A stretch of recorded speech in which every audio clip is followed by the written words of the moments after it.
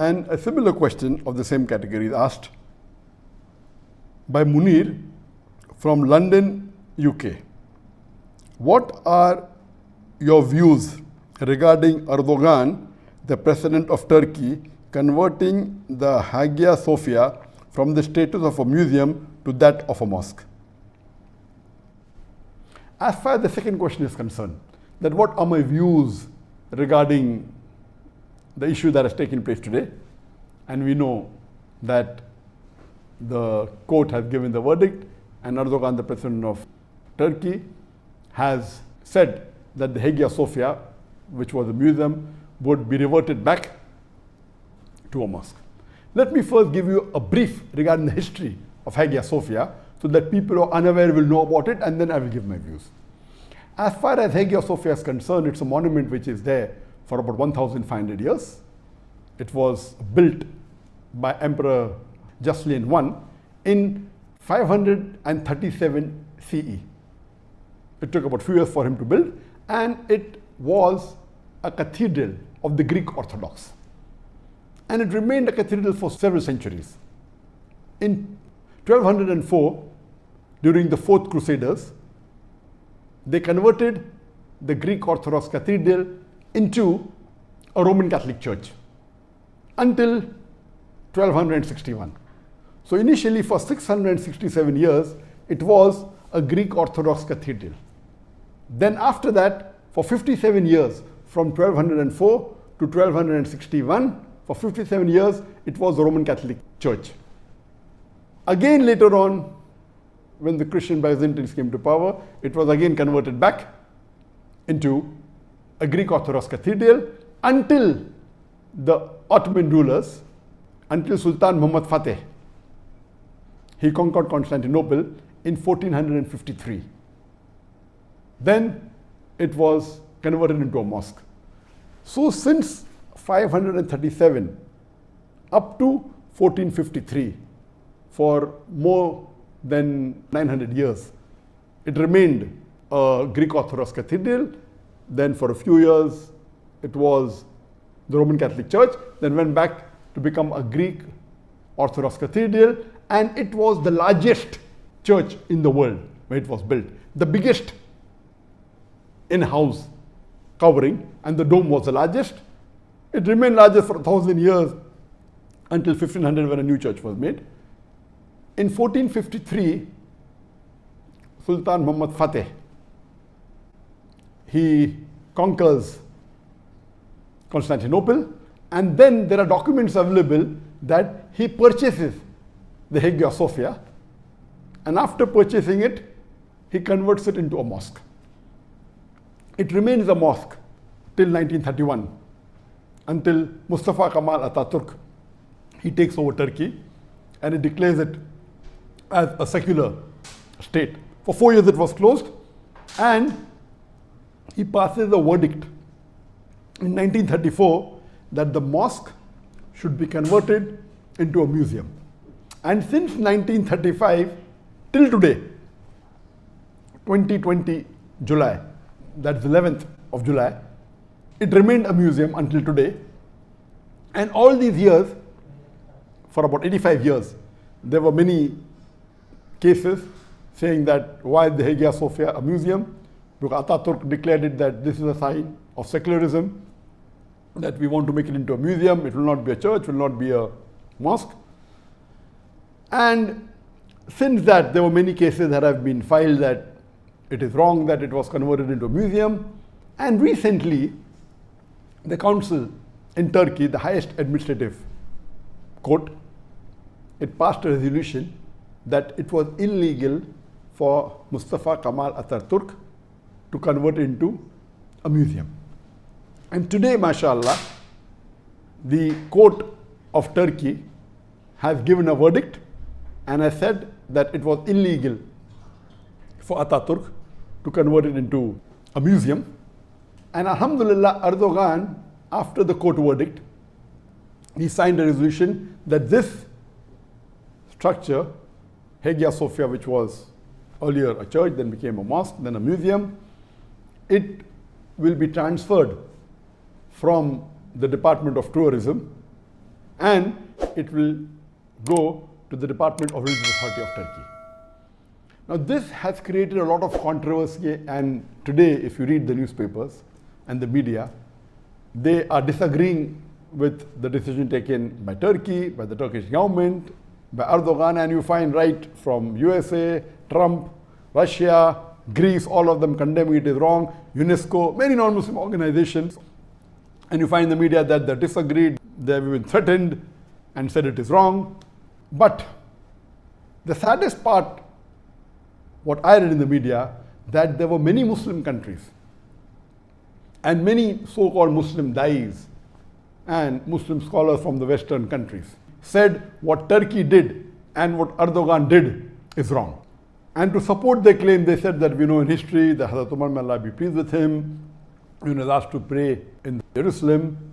He did not pray. He said if he prays there, people will make a mosque, and then he prayed somewhere else, and the Masjid Aqsa was made. And all this is about how we encourage and have a relationship.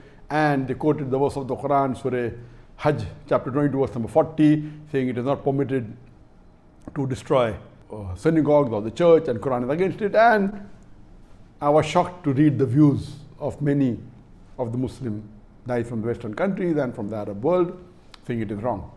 What are my views regarding what Turkey did is correct or not, or what Erdogan did is right or wrong? As far as my views are concerned, the hadith quoted and the incidents quoted by the Muslims regarding Hazrat Umar, may Allah be pleased with him, that he did not pray and he prayed somewhere else, and there were treaties between Muslims and others that your lives are safe and your places of worship are safe and Muslims will not enter your places of worship. All these references are when there is a treaty between the Muslims and the non-Muslims. As I mentioned in the first answer to the first question, that can a holy place, a church or a temple, be converted to a mosque after it is conquered? The answer is yes.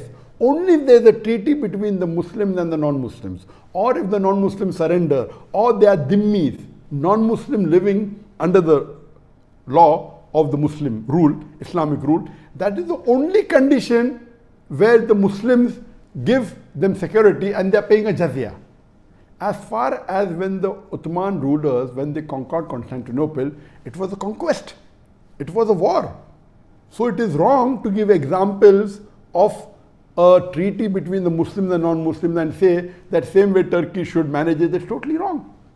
So if there is a conquest, if there is a war, and if the Muslims rule, and this is a common law all over the world, we find so many non-Muslim rulers, when they conquer the land, they occupy the mosque. Many of them demolish the mosque. You have example of the Crusaders. The best example is Spain. There were hundreds of mosques and most of them were either converted to churches, or they were made into museums, or they were destroyed. Hardly you find there was not a Muslim who could openly give the azan. Why don't people object to that? So this was the normal law that once you conquer, that becomes your land. So once it becomes your land, you have a right to do what you want to do. Later on, after World War I, World War II, then the Geneva Convention, all that is later on. So before that, the rule was once you conquer a land, it becomes part of your land and you can do what you feel is right. So based on that, this was a conquest done by Sultan Muhammad Fateh. And in a conquest, they have a right to keep the house of worship, to convert into a mosque. It is a right, and you find several examples. In fact, if you read the hadith of the Prophet Muhammad, I'll give you one incident which I don't want to give it, but to reply to these Muslims who are attacking Turkey and attacking Erdogan, that if we read the seerah of the Prophet, we know in the seerah of the Prophet, when Muhammad migrated to Medina and later on he came back to Makkah, during Fateh Makkah, what did he do? When he came back with about 10,000 Sahabas and it was a victory, the first thing he did was he went to Kaaba, which was the house of worship of the non-Muslims.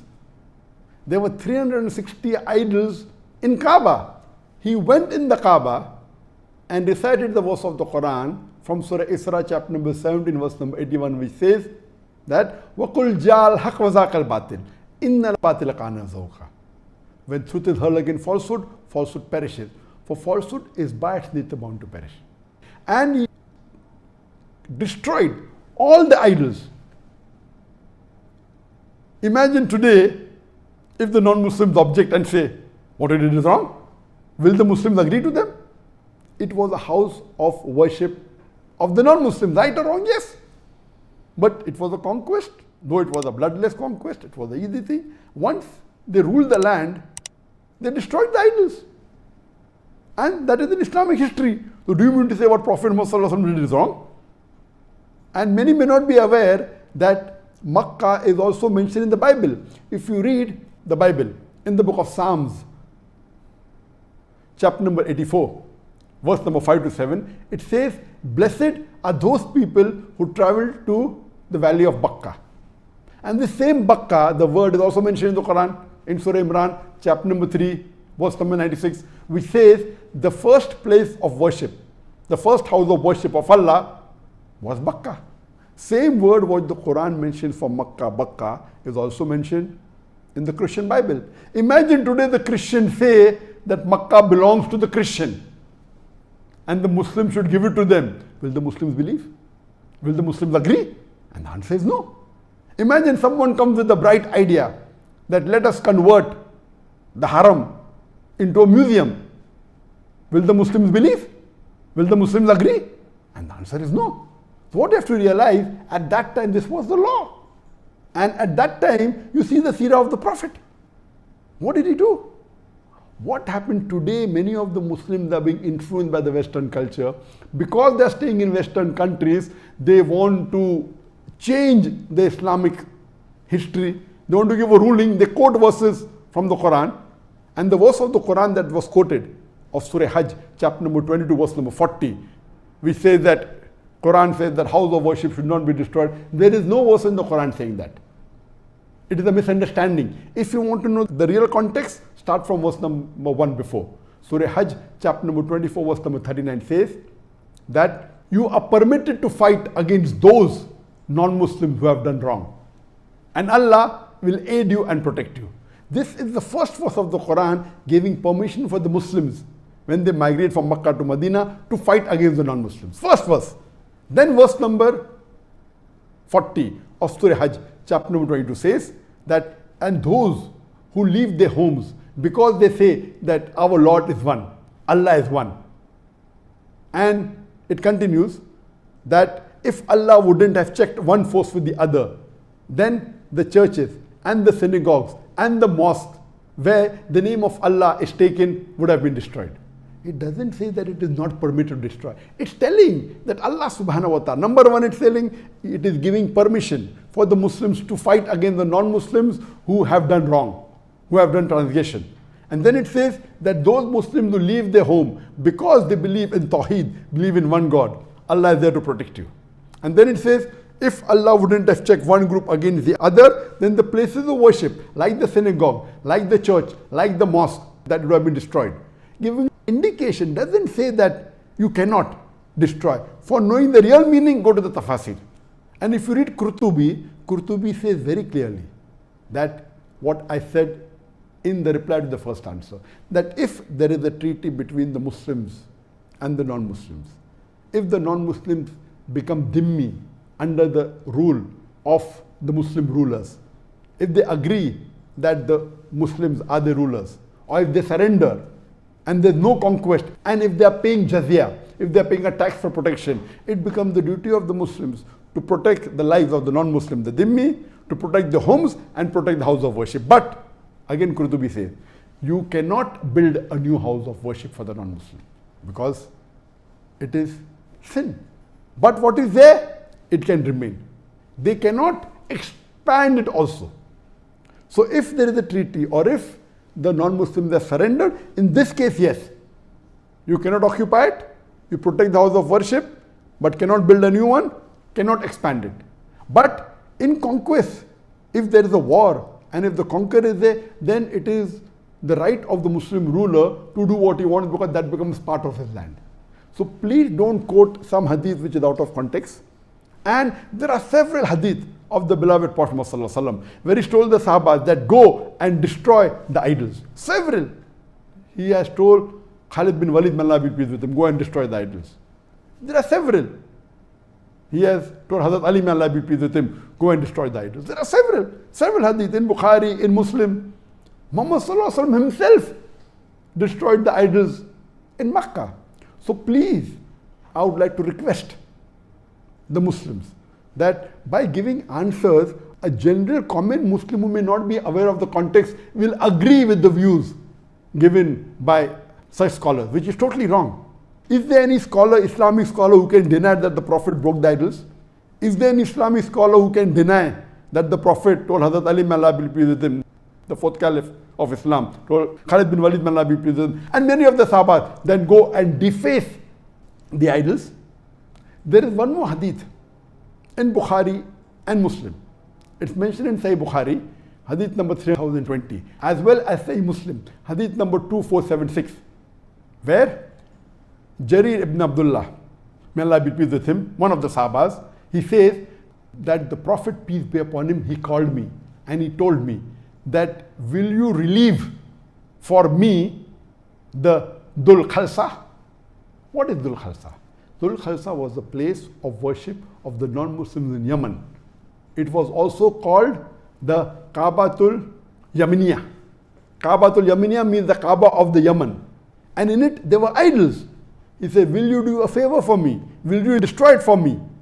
Then Jarir ibn Abdullah, may Allah be pleased with him, he takes with him 150 horsemen and he burns down that house of worship. It's a hadith, a Sahih hadith in Bukhari and Muslim.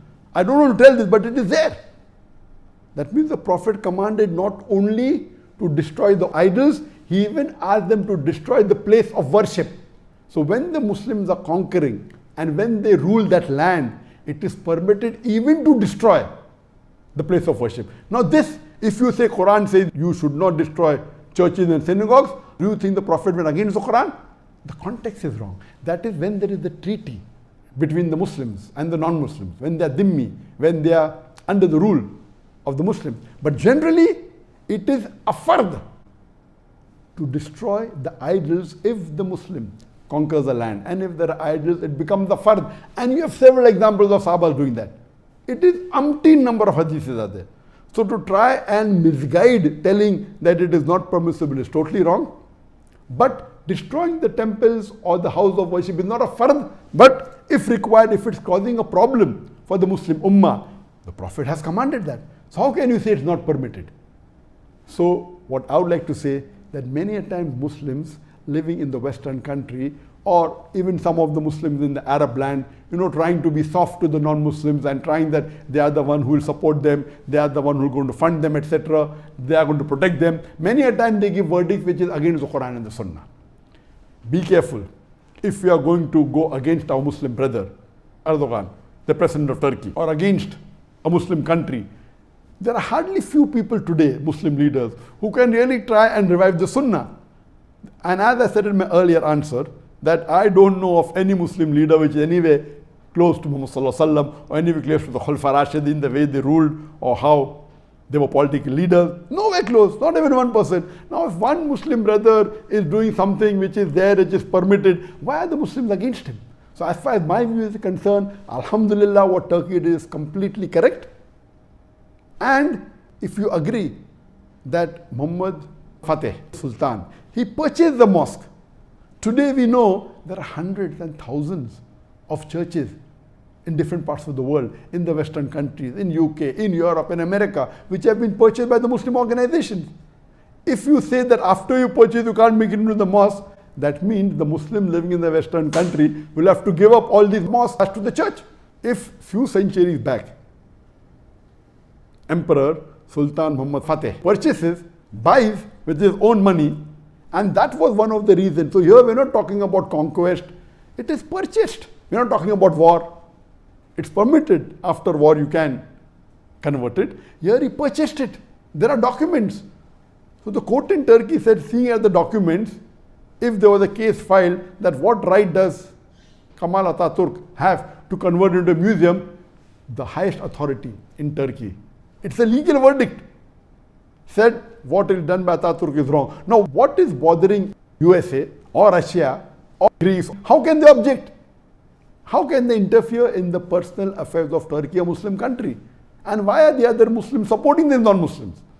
It is totally wrong. As far as I am concerned, whatever Turkey did is correct. It is permitted in Islam. It is Mustab, alhamdulillah. It was a mosque for several years. It was purchased. If I don't support them now, I'll have to tell all the thousands of mosques in the European country and in USA and in Canada, which have been purchased from the church authorities, even they have to give them up. So please, Allah clearly says in the Quran, in Surah Nisa, chapter number 4, verse number 135, that Ya ayyuhallazina amanu, oh you believe, stand out for justice as true to Allah subhanahu wa ta'ala, even if it be against yourself, against your parents, against your relatives, whether rich or poor. Allah protects both. So please, if a Muslim has the guts to do something which is close to Quran and Sunnah, it is the duty as Muslims that we should support him and we should encourage him. Hope that answers the question.